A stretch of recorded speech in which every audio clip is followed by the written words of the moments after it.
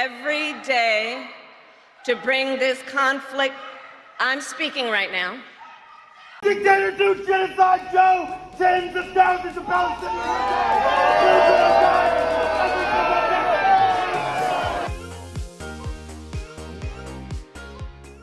That's right. The unconvicted felon, Joe Biden, was giving his own speech this weekend, and it was interrupted by a pro-Hamas terrorist heckler who had some choice words for Joe Biden and what he perceives to be genocide policies of the U.S. government in the Middle East. Dictator do genocide, Joe! Tens of thousands of Palestinians!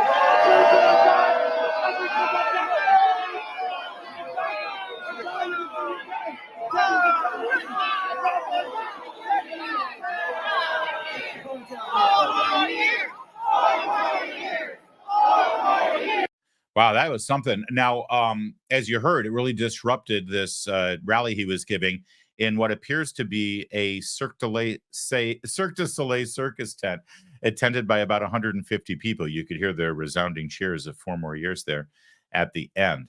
Make no mistake, though, the person who is screaming genocide Joe at Joe Biden because of his policies in the Middle East, he's on the side of the terrorists. He's on the side of Hamas.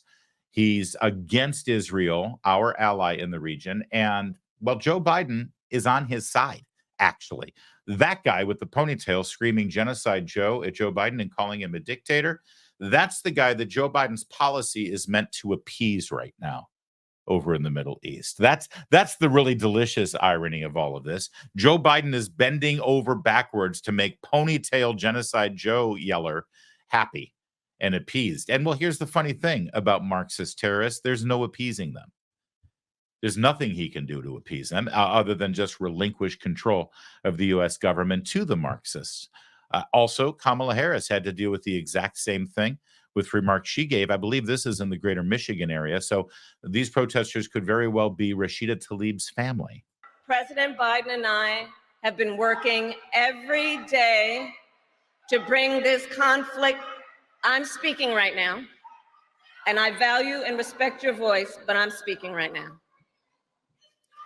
We have been working every day to bring this conflict to an end. President Biden and I. Yes.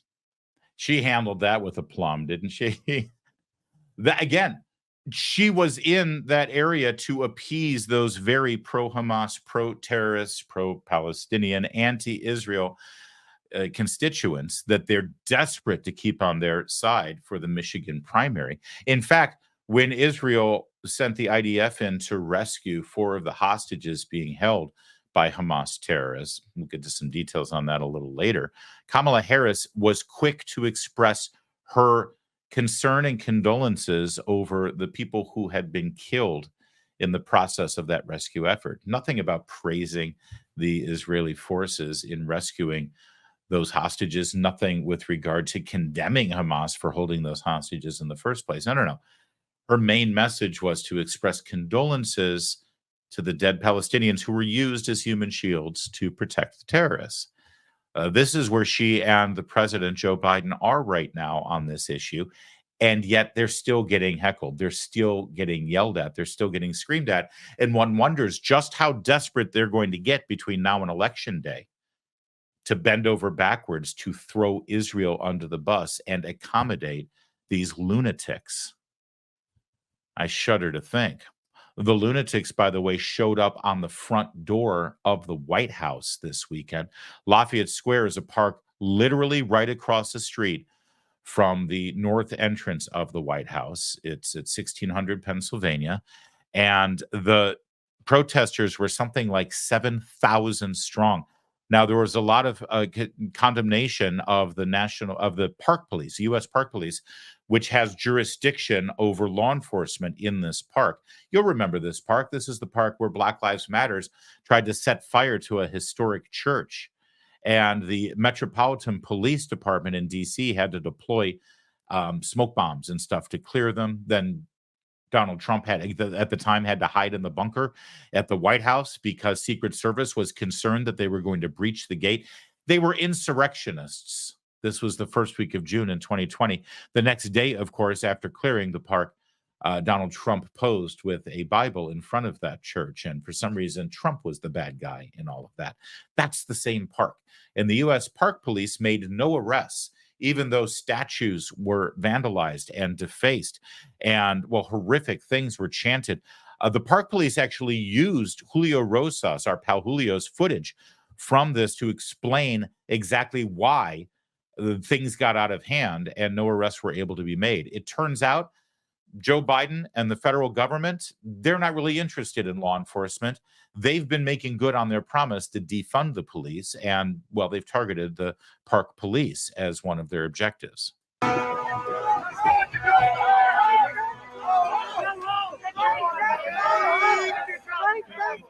Our officers attempted to arrest criminals for climbing on and vandalizing the Lafayette Park statues during the protest on Saturday. The large, unruly mob in the park assaulted the officers and prevented them from making arrests. At its peak, the crowd had about 9,000 people. The 71 officers assigned to the protest were overwhelmed. They were severely understaffed and ill-equipped. The U.S. So again, 9,000 protesters, and they're not protesters, they're vandals. They're sympathetic to terrorists. They were screaming Hamas slogans. They were openly supporting the idea of jihad and martyrdom for their cause. They assaulted the police officers. You can see how they vandalized the statues. No arrests made, because this is business as usual, apparently, in Joe Biden's America. Of course, just up the street was the Pride Parade in D.C., where there was indecent exposure and public nudity and sexual acts being simulated in front of children. No arrests made there either. But, you know, if you do a skid mark in your bicycle across a trans flag that's been painted on the street for Pride Month, you're going to the clink for months. In fact, right here in D.C., where this just happened in Lafayette Square without any arrests and any punishment and any charges, we had a 70-plus-year-old woman thrown behind bars after her conviction of multiple years. Her crime, saying the rosary in front of an abortion mill. That's how the law is being enforced in Washington, D.C. Young America's Foundation sent a young reporter with a microphone out to talk to some of the pro-Hamas protesters, just to see what was on their mind and what their agenda was. And I think you'll want to see exactly who we're dealing with here in the pro-terrorist protest groups. Hi, I just wanted to know, why are you out here today? What are we doing? We basically are trying to teach Joe Biden that he's a lie. The red lie is a lie. And what does that mean? Like, what is the red line? What the words that he stated was not true, and he's completely a fraud, and none of this is true. So basically, we out here trying to get it right for our country and for our city.